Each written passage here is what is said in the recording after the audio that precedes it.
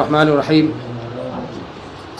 امارت شریعہ بہار، اڑیسہ و جھارکھنڈ ایک دینی، ملی، فلاحی، رفاہی اور شرعی تنظیم ہے۔ یہ مسلمانان ہند کے دلوں کی دھڑکن ہے۔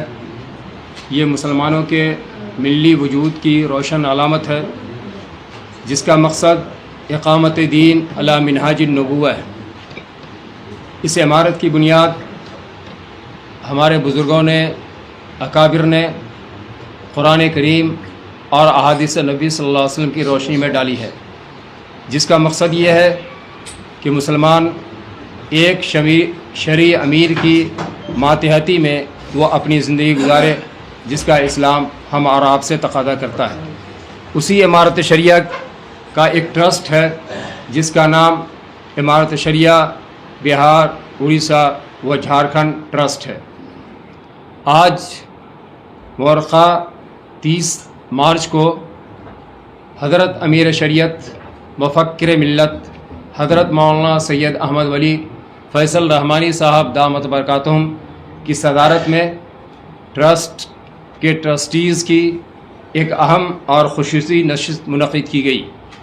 جیسا کہ آپ حضرات کے علم میں ہے کہ 29 مارچ کو چند لوگوں نے جو طوفان بدتمیزی کی، جنہوں نے غلط طریقے پر پولیس کا سہارا لیا اور بہت سارے نازیبہ حرکات کیے، تو حضرت امیر شریعت جو امیر شریعت بھی ہیں اور ٹرسٹ کے چیئرمین بھی ہیں، انہوں نے فوری طور پر ٹرسٹ کے ارکان کی میٹنگ ہنگامی طور پر طلب کی۔ چنانچہ آج 4 بجے شام میں ان تمام حضرات کی میٹنگ ہوئی۔ آپ حضرات کے علم میں یہ بات میں ڈال دوں کہ امارت شریعہ بہار، اڑیسہ و جھارکھنڈ جو ٹرسٹ ہے اس کے 17 ممبران ہیں، جن میں سے جو بحیثیت عہدہ ہوتے ہیں امیر شریعت، نائب امیر شریعت، ناظم امارت شریعہ، قاضی امارت شریعہ، مفتی امارت شریعہ، انچارج بیت المال۔ اگر اس حیثیت سے ہم دیکھیں گے تو نائب امیر شریعت صاحب جو حضرت مولانا محمد شمشاد رحمانی صاحب ہیں، یہ جب نائب امیر شریعت نہیں تھے اسی وقت سے ٹرسٹ کے ممبر ہیں، تو اس اعتبار سے وہ ایک نام اور کم گیا، ٹرسٹ کے ممبران صرف 16 ہو گئے۔ جب یہ نشست شروع ہوئی تو یہاں ٹوٹ حد سے زیادہ ارکان نے شرکت کی۔ ان ارکانوں نے جو فیصلہ کیا میں بہتر اور مناسب سمجھتا ہوں، اسی کے لیے یہ پریس کانفرنس منعقد کی گئی کہ ان ٹرسٹیوں نے کیا فیصلہ کیا ہے وہ اس سے آپ تمام حضرات کو اور لوگوں تک اس پیغام کو پہنچایا جائے۔ تو اس میں یہ بات ٹرسٹ کے ممبران نے طے کی ہے، جسے تجویز کے طور پر ہم پڑھ کر سناتے ہیں کہ 29 مارچ کو امارت شریعہ پلوائے شریف کے احاطے میں ٹرسٹ کے جن ممبران نے طوفان بدتمیزی کی، امارت شریعہ کے وقار کو مجروح کرنے، اس کو بدنام کرنے کا جو طریقہ اختیار کیا، اس پر ٹرسٹ کے تمام ممبران نے پرزور مذمت کی اور اتفاق رائے سے ایسے ٹرسٹیوں کو ٹرسٹ کی رکنیت سے برطرف کرنے کی تجویز پاس کی۔ ان میں خاص کر مولانا ابو طالب رحمانی، مولانا نذر توحید مظاہری، جناب ڈاکٹر احمد اشفاق کریم، جناب ایڈوکیٹ راغب احسن صاحب کے کردار و عمل پر تشویش کا اظہار کیا اور انہیں ٹرسٹ اور امارت شریعہ سے متعلق ہر طرح کی کمیٹی کی رکنیت سے برطرف کر دیا۔ دوسری تجویز یہ بھی طے پائی کہ 29 مارچ کو امارت شریعہ مخالف سرگرمیوں میں شریک افراد جو امارت کے کسی مجلس میں پہلے سے ممبر رہے ہوں، ایسے تمام افراد کو ان کے عہدوں سے برطرف کیا جائے۔ یہ بھی طے پایا کہ ٹرسٹ کی خالی جگہوں کو حضرت امیر شریعت اپنی ثوابدید سے پر کریں گے۔ یہ کمیٹی اس سلسلے میں حضرت امیر شریعت کو مجاز گردانتی ہے۔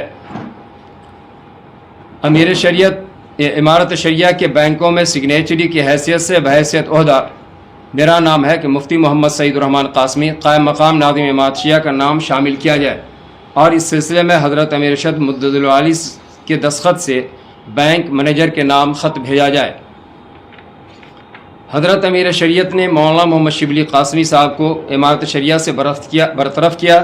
یہ مجلس حضرت امیر کی اس فیصلے کی تائید کرتی ہے۔ 29 مارچ کو نادبہ حرکت کرنے والوں اور امارت شریعہ کے وقار کو مجروح کرنے والوں کے خلاف قانونی کارروائی کی جائے۔ ٹرسٹ ڈیڈ کے دفعہ نمبر 9 میں یہ صراحت موجود ہے کہ امیر شریعت کو نظام امارت میں نقطۂ مرکزی کی حیثیت ہوگی، یعنی ان کا فیصلہ آخری اور حتمی فیصلہ ہوگا۔ ڈیڈ کی دفعہ 12 میں یہ صراحت موجود ہے کہ انتخاب امیر کا حق مجلس ارباب حل وقت کو ہوگا، اور دفعہ 13 میں ہے کہ عزل امیر کا اختیار مجلس ارباب حل وقت کو حاصل ہوگا۔ لہذا جن ٹرسٹیوں نے امیر کا انتخاب کیا وہ غیر شرعی، غیر قانونی، غیر دستوری تو ہے ہی، وہ مضحکہ خیز بھی ہے۔ یہ مجلس کی پرزور مذمت کرتی ہے کہ وہ امیر کسی بھی صورت میں نہیں ہو سکتے ہیں۔ یہ ٹرسٹ کی جو میٹنگ آج ہوئی تھی، جس میں ٹرسٹ کی ٹرسٹ کے اکثر ارکان نے شرکت کی، اس میں یہ تجاویز منظور کی گئی ہے۔ کون کون ارکان میں شریک ہوئے ہیں یہ ٹرسٹ کی میٹنگ میں؟ اس ٹرسٹ کی میٹنگ میں جو شریک ہوئے ہیں وہ حضرت امیر شریعت، انہی کی صدارت میں میٹنگ ہوئی، حضرت نائب امیر شریعت حضرت مولانا شمشاد رحمانی صاحب، قاضی شریعت حضرت مولانا مفتی انظار عالم قاسمی صاحب، اور میں محمد سعید الرحمان قاسمی، مفتی احتکام الحق قاسمی صاحب، اسی طرح جناب جاوید اقبال ایڈوکیٹ صاحب، جناب مولانا عارف رحمانی صاحب، ماسٹر انوار صاحب، اور جناب سمیع الحق صاحب، جناب فہد رحمانی صاحب، اور بیت المال انچارج عرفان الحسن صاحب وغیرہ، ان حضرات نے حاجی اکرام صاحب، ان حضرات نے اس میں شرکت کیا، ان کا نام لے لیا۔ جی اشفاق کریم صاحب نے کل جو ہے ایک اپنے پریس بیانیہ میں کہا کہ کسی کی تقرری کے لیے امیر سے اجازت نہیں لی جاتی ہے، کیا سویپر یا مالی ان سب کی تقرری کے لیے امیر کی اجازت درکار ہوتی ہے کیا؟ دیکھیے، امارت شریعہ میں کسی کی بھی تقرری کے لیے، کسی کی بھی بحالی کے لیے امیر کی اجازت ضروری ہوتی ہے۔ امیر کی اجازت کے بعد پھر اس کو نافذ کرتے ہیں، جو ناظم ہوتے ہیں اس کو نافذ کرتے ہیں، لیکن پہلے تقرری کا امیر سے اجازت لینی پڑتی ہے۔ وہ بحیثیت رکن شورا یا ٹرسٹی کتنی بار امارت آئے؟ اشفاق کریم صاحب یہاں آئے ہیں، کچھ کاموں کو دیکھتے رہے ہیں، کچھ ان سے میرے خیال میں جب بھی شورا کی میٹنگ یا ٹرسٹ کی میٹنگ کے علاوہ شاید کبھی آئے ہیں، ایک آدھ دو مرتبہ یاد ہے وہ آئے ہیں، لیکن بہت کم آنا ہوا ہے۔ مولانا ابو طالب سے بیت المال کو کچھ فائدہ ہوا؟ کچھ بیت المال کو مضبوطی ملی؟ اب دیکھیے، یہ سوال وہ ہے کہ اس کا تعلق ہم سے نہیں ہے، یہ بیت المال والے بتائیں گے کہ انہوں نے کیا تعاون کیا ہے، نہیں تعاون کیا ہے، وہ میرے علم میں نہیں ہے۔ ایک سوال بار بار آتا ہے کہ فہد رحمانی صاحب چونکہ حضرت کے چھوٹے بھائی ہیں، وہ عمارت کے کاموں میں سرگرم رہتے ہیں، کیوں رہتے ہیں؟ وہ عمارت میں کیا ہے بحیثیت عہدہ منصب کیا ہے؟ انجینئر حامد فہد رحمانی صاحب یہ عمارت شاہ کے ٹرسٹی ہیں۔ وہ اس اعتبار سے کہ ٹرسٹ ڈیڈ میں یہ بات صراحت کے ساتھ لکھی ہوئی ہے کہ خانقاہ رحمانی کے سجادہ نشین یا نمائندہ وہ اس کے رکن ہوں گے، تو اسے نمائندہ ہونے کی حیثیت سے انجینئر صاحب اس کے رکن ہیں۔ اسی طرح سے مجلس شورا کے بھی وہ رکن ہیں، مجلس ارباب حل وقت کے بھی وہ رکن ہیں۔ تب تو ان کو کام کرنا ہی چاہیے۔ جی ظاہر ہے۔ جی اور کوئی سوال؟ یہ شبلی القاسمی کو ہٹانے جانے کے کیا ہے بھائی؟ اس کی وجہ تو حضرت امیر شریعت ہی بتائیں گے۔ جی آپ کو بتائے ہوں نا؟ نہیں، وہ آپ کو حضرت امیر شریعت ہی بتائیں گے۔ تو آپ کو سے بات نہیں علم ہے، تو انہیں کو پریس کانفرنس کرنا چاہیے۔ ہم پریس کانفرنس جس چیز کے لیے بولا ہے وہ ہم کو آپ کو بتا دیا ہوتا ہے، اس پر سوال کیجیے تو ہم بتاتے ہیں۔ 31 نے 17 میں نے کہا کہ 17 وہ بالکل وہ سارے کاغذات موجود ہیں یہاں۔ 17 کے جو ہے جو ٹرسٹی ہیں، 17 کے وہ کاغذ موجود ہیں یہاں ٹرسٹی۔ تو میں نے بتا دیا آپ کو کہ جو کاغذ ہے جو ٹرسٹ کی ڈیڈ ہے اس میں 17 افراد ہیں۔ شریعت کو آپ میٹنگ میں بولا، جب ان کو ہٹایا گیا تو کوئی تو کارن بتایا ان کو، نوٹس تو دیا ہوگا بھائی کہ آپ کو یہ بتایا گیا قائم مقام کو رکھنے کے لیے اور ہٹانے کے لیے کئی مرتبہ اس پورے دوران دسیوں مرتبہ یہاں پر جو لوگ ہیں وہ قائم مقام بن چکے ہیں۔ قائم مقام کو ہٹانے اور رکھنے کے لیے کسی وجہ کی ضرورت نہیں ہوتی ہے، آپریشنز کی ضرورت ہوتی ہے، آپریشنل ایکٹیویٹی کی۔